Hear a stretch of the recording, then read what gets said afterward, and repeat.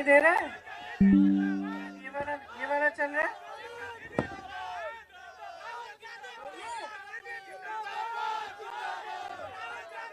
पहले बताओ सुनाई दे रहा है? एक ही रखूं? यही रख लेते हैं, ठीक है। इसको नीचे कर, वो चल नहीं रहा है।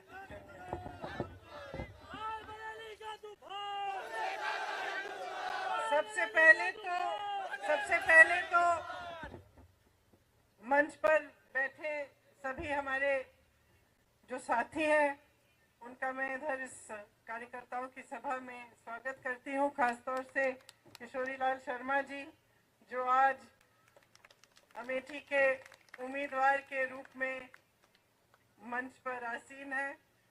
मुझे खास खुशी है इस बात की, और जैसे उन्होंने कहा मैंने उनसे यही बात की, सच बोला इन्होंने, मैंने यही बात की कि आपने इनसे चुनाव का संचालन मैंने सीखा।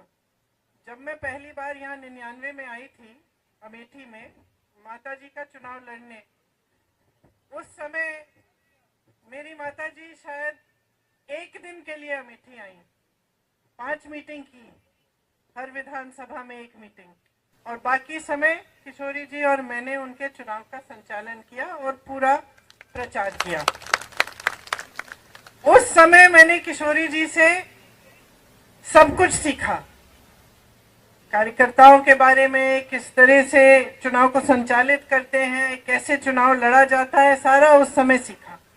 तो अब जब हमारी बात हो रही थी तो सही है, कह रहे थे कि आप ही लड़ लीजिए ना, तो मैंने कहा देखिए आपने बहुत चुनाव लड़ाए हैं, इस बार मैं आपको चुनाव लड़ाऊंगी और आप चुनाव जीतेंगे। तो मैं यहाँ आई हूँ अपने बड़े भाई का चुनाव लड़वाने के लिए और अपने साथी किशोरी जी का चुनाव भी लड़वाने के लिए। अब आप हमारे प्यारे कार्यकर्ता हैं, मेरी बहनें बैठी हैं, आपकी तो उम्र वही लग रही है जो 20 साल पहले लगती थी लक्ष्मी जी। सब पहचाने हुए चेहरे हैं, आप परिवार के सदस्य हैं। हम सब साथ अलग अलग परिस्थितियों में लड़े हैं, और अगर हम में एक खासियत है हम सब में, तो वो ये है कि हिम्मत है हम में लड़ने की।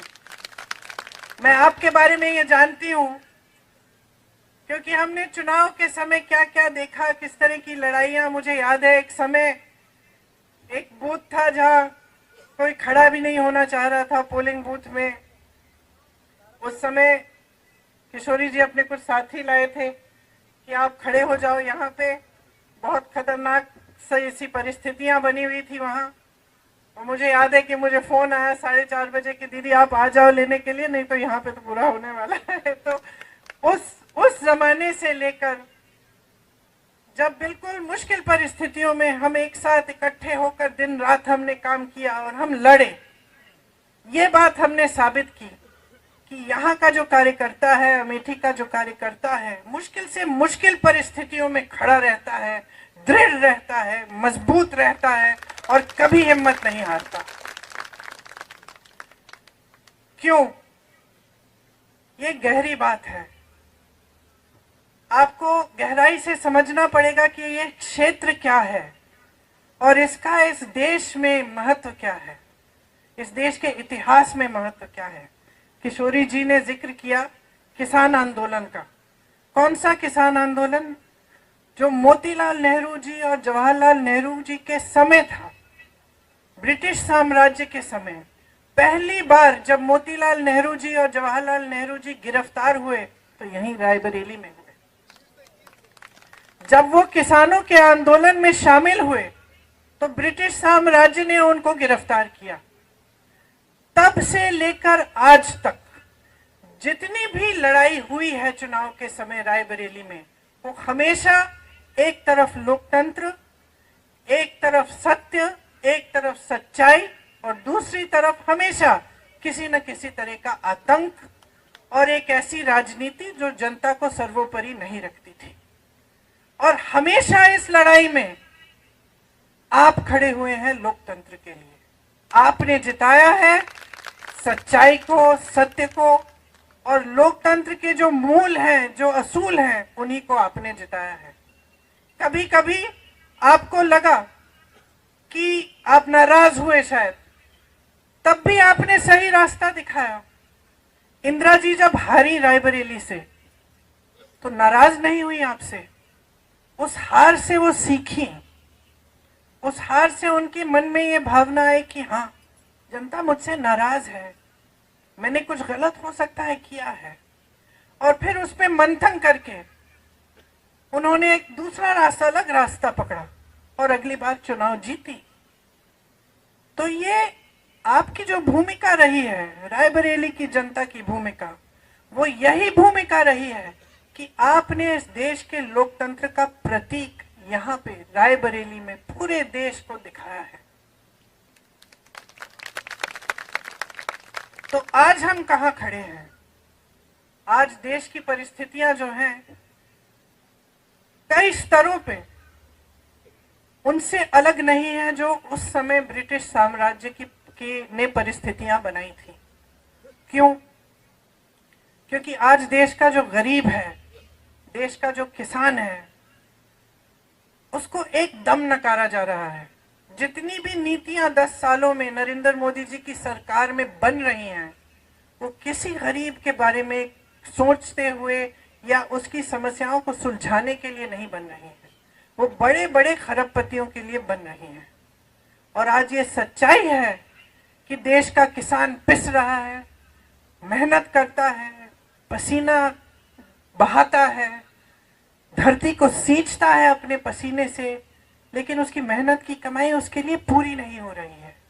आज आप जॉब करते हैं या कहीं पे आपकी नौकरी मजदूरी लग जाती है किसी गरीब की, तो जितना भी कोशिश करे, जितनी भी मेहनत करे, काफी कमा नहीं पा रहा है कि उसका जीवन सुविधापूर्ण और अच्छी तरह से बीते।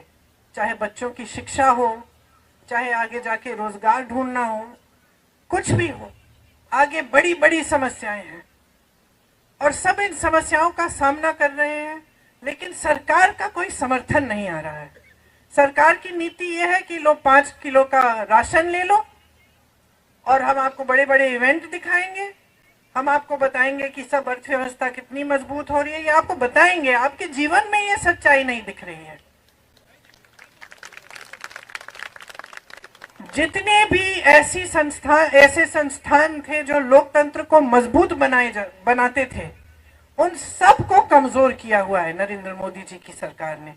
चाहे आप मीडिया को लें, चाहे आप कोर्ट्स को लें, न्यायपालिकाओं को लें, सबको पूरी कोशिश रही है कि इनको कमजोर किया जाए। चाहे आप संसद को लें, ये पूरी कोशिश रही है कि संसद की मजबूती भी कम की जाए, क्योंकि इनकी ये नीति है और इनकी ये इच्छा है कि जनता के जो अधिकार हैं वो कमजोर रहे और इनकी जो सत्ता है वो बढ़ते जाए। ये एकदम हमारे लोकतंत्र के जो असूल हैं उसके विपरीत है। आज देश में जो हो रहा है उसको समझना बहुत जरूरी है। मैं जानती हूँ आप बहुत सक्षम कार्यकर्ता हैं कांग्रेस के, पूरी तरह से आप जानकार हैं, आप समझते हैं कि देश में क्या क्या हो रहा है, राजनीतिक तौर पे भी, सामाजिक तौर पे भी। आप देख रहे हैं कि नफरत फैलाई जा रही है, आतंक भी फैलाया जाता है इनके उम्मीदवारों से। आप यहाँ रायबरेली में आपने खुद देखा है कि चुनाव आता है तो डर भय फैलाया जाता है, और चुनाव के समय भी, अगर चुनाव के समय नहीं तो बाकी समय के लिए भी ये परिस्थितियां रहती हैं आपकी कि आपको दबाने की कोशिश होती है, आपका शोषण किया जाता है। तो ये वो राजनीति नहीं थी जिसकी नींव महात्मा गांधी जी ने डाली। महात्मा गांधी जी ने, पंडित जवाहरलाल नेहरू ने जो आंदोलन किया वो इसलिए किया था ताकि जनता के अधिकार मजबूत हो। शायद वो सोच भी नहीं सकते थे कि एक दिन एक ऐसी सरकार आएगी इस देश में जो उन्हीं को देशद्रोही कह के ये कहेगी कि अगर हमें 400 सीट दे दो हम संविधान को बदल डालेंगे। वो सोच भी नहीं सकते थे शायद कि ऐसी स्थिति देश में कभी आएगी कि देश के प्रधानमंत्री जो भाषा इस्तेमाल कर रहे हैं या जिस तरह की बातें कर रहे हैं चुनाव के समय, वो अपने पद का स्तर इतना गिरा देंगे कि अपने पद की गरिमा के बारे में सोचेंगे ही नहीं, कि अपने पद की अहमियत के बारे में का आदर भी नहीं करेंगे। और शायद वो ये सोच भी नहीं सकते थे कि एक ऐसा दिन आएगा जब हमारी जनता को कमजोर करने की कोशिश सरकार करेगी। हमारे देश की, हमारे धर्म की परंपरा रही है, किसी भी गुरु की सीख आप देख लीजिए, पूरे हिंदू धर्म में, कल्याण सिंह जी, सिख धर्म में भी, सब धर्मों में जो भी परंपरा रही है, जो भी हमें सिखाया गया है, वह यही सिखाया गया है कि सेवा का धर्म होना चाहिए, सत्य के पथ पे चलना चाहिए, और देश में जनता जो है, जो गरीब है, जो किसान है, जिसके पास कम है, जो कमजोर है, वही सर्वोपरि होना चाहिए। यही हमारी राजनीति का हमेशा आधार रहा है। आप यहाँ सोनिया जी के संसदीय क्षेत्र के कार्यकर्ता हैं, आप जानते हैं कि हमने हमेशा किन असूलों को आगे रखा है, किस तरह से हमने काम करने की कोशिश की है।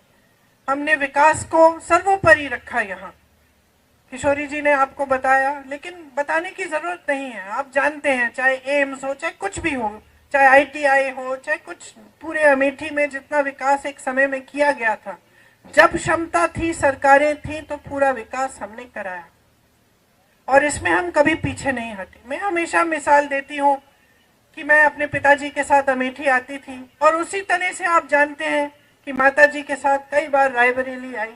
गांव में हम जाते हैं, जनता डांट देती है, कोई कह देता है कि भाई सड़क नहीं बनाई, हमने आपको नल के बारे में पूछा था, 6 महीने हो गए, साल भर हो गया, आपने अभी तक नल नहीं लगवाया। ये एक आपका अधिकार रहता है। यही हमारी राजनीति रही है कि आपका अधिकार है, आप डांटो, आप नाराज हो, आप सवाल उठाओ, आप लड़ो हमसे। कितनी बार आपने डांटा है मुझे, एक आध बार मैंने भी डांट दिया, उसके लिए माफी मांग ली मैं। तो ये हमारी राजनीति यही रही है कि अधिकार आपका है, सत्ता देने वाले आप हैं। आज अगर हम अकेले चुनाव लड़ने जाएं, आपके बिना, आपकी मदद के बिना, तो वो नतीजा नहीं आएगा जो तब आता है जब आप सब लगते हैं, आप सब दिल से काम करते हैं, और हमारे साथ जनता जुड़ती है। और यहाँ की जनता हमेशा जागरूक रही है।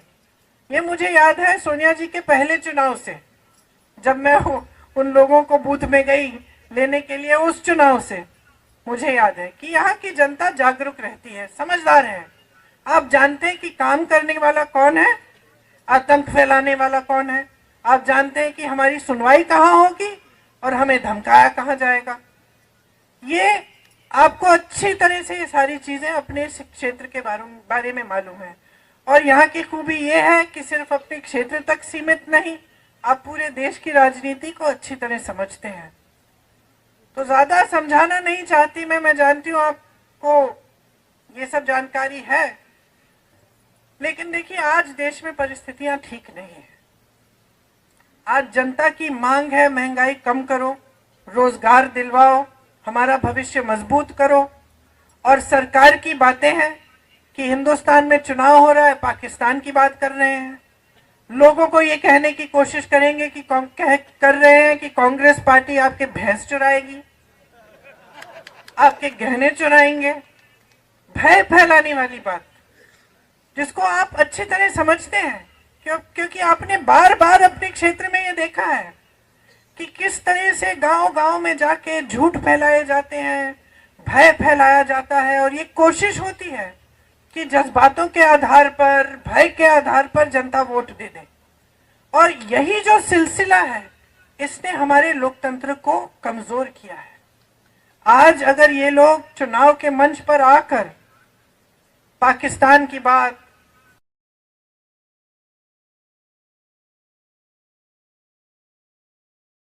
धर्म पर आंच आने वाली है, या आपको घबराने की जरूरत है, तो आप समझते हैं कि ये इसलिए कर रहे हैं क्योंकि इससे आपके जज्बात उभरेंगे और इनको वोट मिलेंगे, और एक बार इनको वोट मिल जाता है, इनको सत्ता मिल जाती है, तो आपने खुद अनुभव किया है कि 10 सालों में आपके लिए क्या नहीं किया है, क्या किया है इन्होंने। जो जो प्रोजेक्ट ये दिखा रहे हैं अपने इश्तिहारों में, ज्यादातर वो प्रोजेक्ट कांग्रेस के जमाने में पास हुए, तब शुरू हुए, अब जाके बन रहे हैं। परिवारवाद की बात करते हैं, जितने भी लोग ये कहते थे कि परिवारवाद परिवारवाद, अब इनकी पार्टी में देखिए तमाम बेटे बेटियां चाची चाचियां सब इनकी पार्टी में इकट्ठे हो रहे हैं। फिर परिवारवाद की बात कहां गई? भ्रष्टाचार की बात करते हैं, सबसे बड़ा भ्रष्टाचार का तो स्कीम इन्होंने निकाला है, इलेक्टोरल बॉन्ड का स्कीम। इन्होंने तो इसको एक स्कीम बना दी, स्कीम बना दी कि जो भी चंदा देगा भाजपा को उसका नाम गुप्त रहेगा। जब नाम बाहर आए तो इनकी बदौलत बाहर नहीं आए, बाहर आए इसलिए क्योंकि सुप्रीम कोर्ट में केस लगा और न्यायाधीशों ने बोला कि बाहर निकालो लिस्ट, अब सूची देखिए। और ये सब बातें आपको समझानी चाहिए लोगों को, किस किस से चंदा लिया है।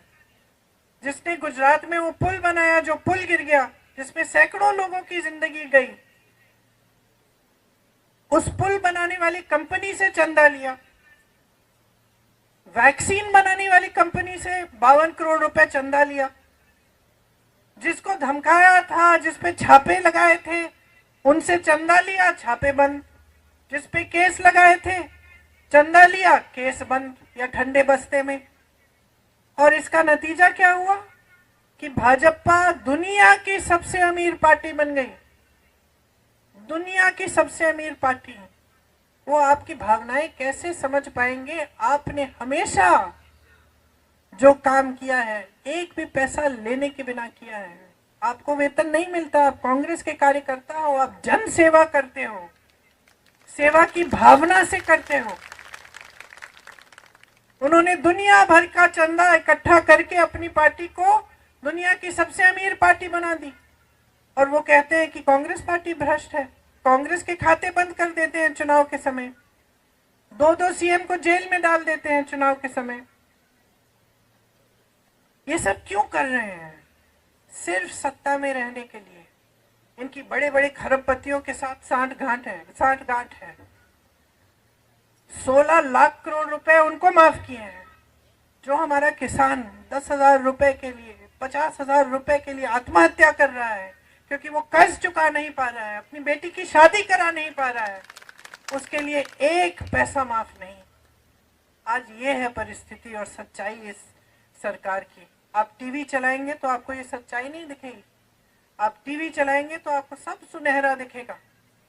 आपको दिखेगा कि देश आगे बढ़ रहा है, G20 हो रहा है, राष्ट्रपति और प्रधानमंत्री अलग अलग दुनिया के अलग अलग देशों की प्रशंसा कर रहे हैं। आपको बताया जाता है कि मोदी जी इतने बड़े नेता बन गए हैं कि वो चुटकी भर में युद्ध रोक सकते हैं पूरी दुनिया में। बहुत बढ़िया, रोकिए, फिर युद्ध रोकिए, लेकिन उसके साथ साथ एक आध रोजगार भी तो दिलवा दीजिए देश में। इतनी सत्ता है, इतने बड़े नेता हो, 10 साल से तुम्हारी सरकार है, जो किया है उसके बारे में तो बताइए जनता को।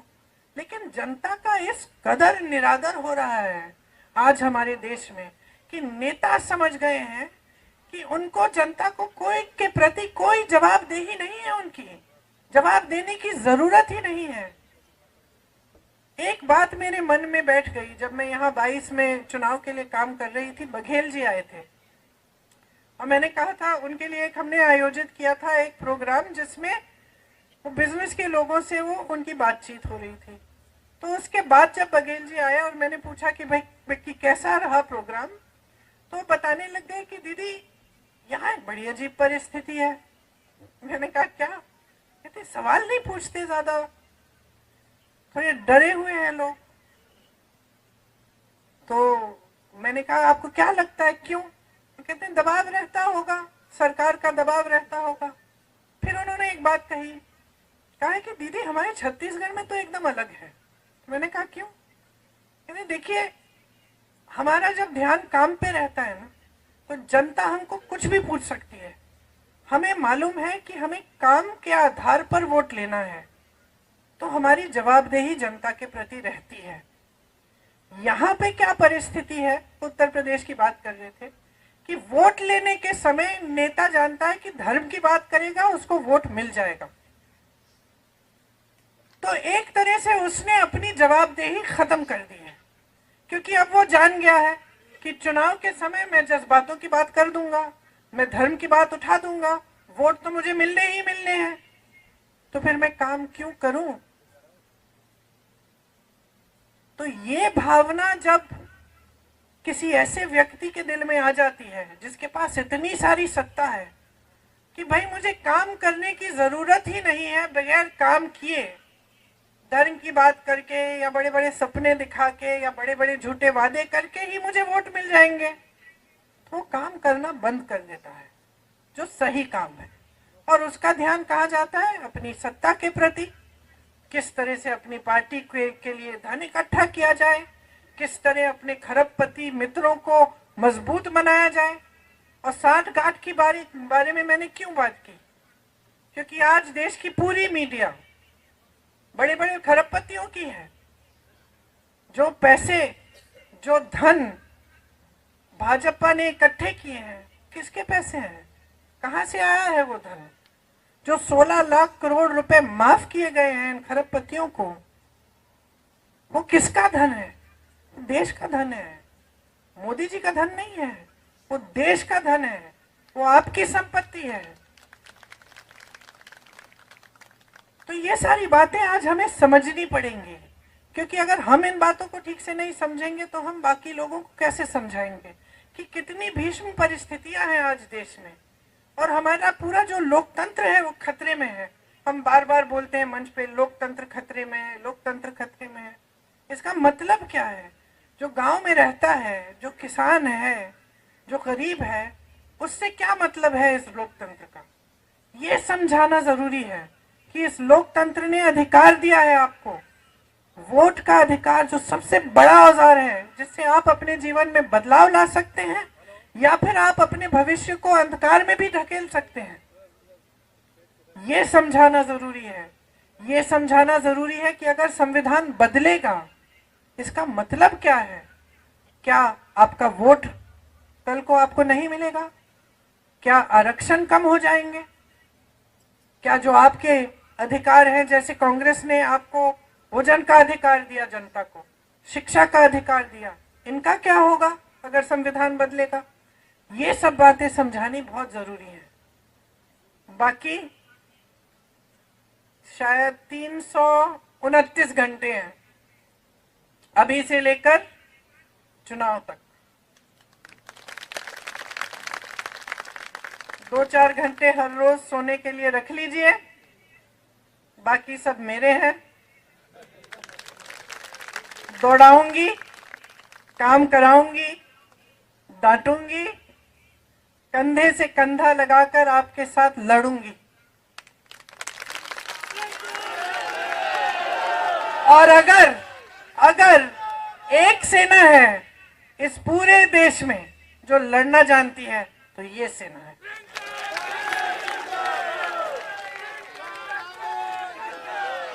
अगर किसी के दिल में भय है तो अभी पीछे हट जाए, इसके बाद में मैं पीछे नहीं हटने दूंगी। हमें लड़ना है, एक साथ लड़ना है, और दोनों अमेठी और रायबरेली में चुनाव जिताना है। ये राहुल भैया का चुनाव है, ये राहुल भैया का चुनाव है। हम सबके लिए एक निजी बात है, हमारे लिए सम्मान की बात है, लेकिन इससे बहुत बड़ा चुनाव भी है। आज जो रायबरेली और अमेठी से संदेश जाएगा, वो इस देश के लोकतंत्र को बचाने का संदेश जाएगा। ये वो किला है जो भाजपा गिरा नहीं पाई पिछले चुनाव में। ये वो किला है जिसकी रक्षा आपने की, यहां से हमेशा इस देश को सही संदेश ही जाता है। जब ये संदेश हमारे पक्ष में नहीं गया, मैंने बात की इसके बारे में, इंदिरा जी के बारे में, तब भी आप जागरूक थे, आज भी आप जागरूक हैं। यहां से जो आप संदेश पूरे देश में भेजेंगे, उसकी चर्चा पूरी दुनिया में होगी।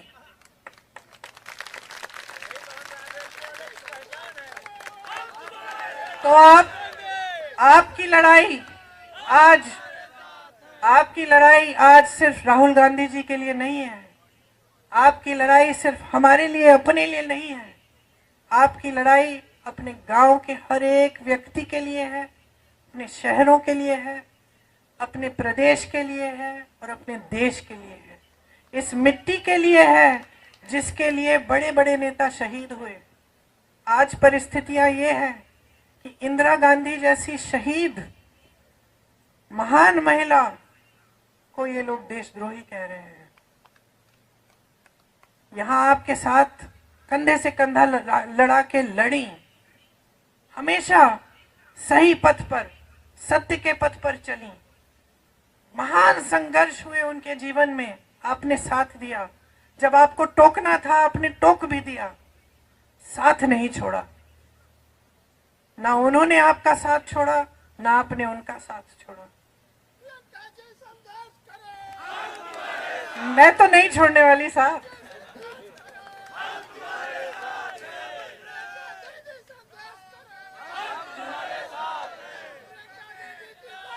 मुझे तो आप बहुत दिनों से जानते हो। अब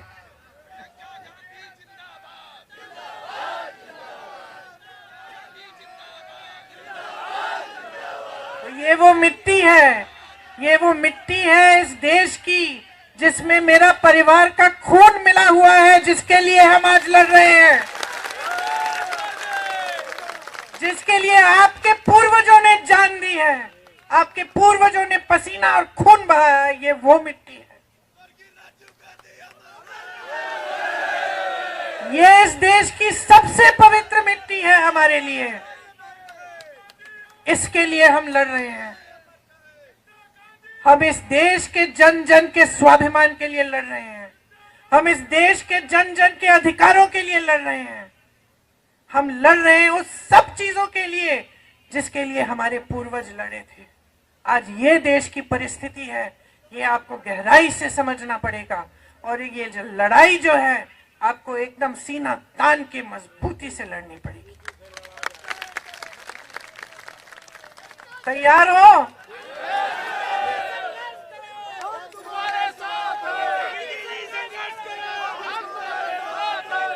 तो अब मैं यहां से हिलने नहीं वाली हूं जब तक 18 तारीख को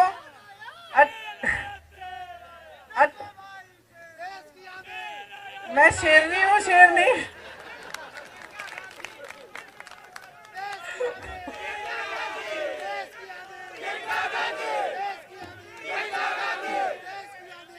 देखिए, 18 तारीख को 5 बजे चुनाव आयोग मुझे कहेंगे कि आप चली जाओ। तब तक मैं यहाँ से हिलने नहीं वाली हूँ। हम दिन रात काम करेंगे। हम पूरे दिन भ्रमण करेंगे पूरे संसदीय क्षेत्र के और अमेठी के। रात को हम पूरी आपके कार्यकर्ताओं की मीटिंग रखेंगे। जो भी समस्याएं हैं, जो भी आपकी ज़रूरतें हैं, किस तरह से क्या करना है, आप आके मुझे बताइए। दरवाजे खुले हैं पूरी दिन, पूरी रात। मैं आपके लिए समर्पित हूँ और मैं जानती हूँ कि आप सब इस देश के लिए समर्पित हैं। धन्यवाद, धन्यवाद। एक बार